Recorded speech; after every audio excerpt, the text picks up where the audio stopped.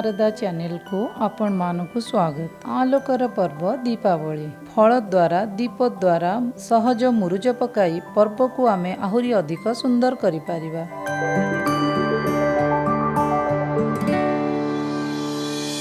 अमृतभंडारे करबाकू हेले पाचिला व्यवहार न करी टिके टाण व्यवहार करिवो।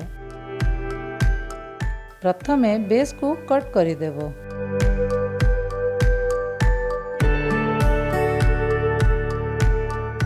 एहीपरि भितर अंश को काटिबो।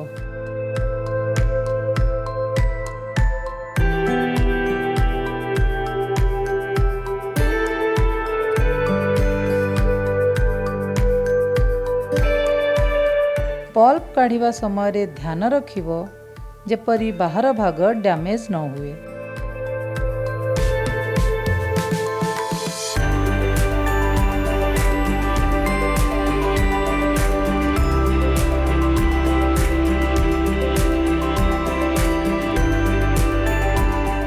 डंकीर पछपट व्यवहार करी भितरु भल भावरे काढ़ी देबो। आपनकु आवश्यक डिजाइन ता उपरे मार्क करि देबो।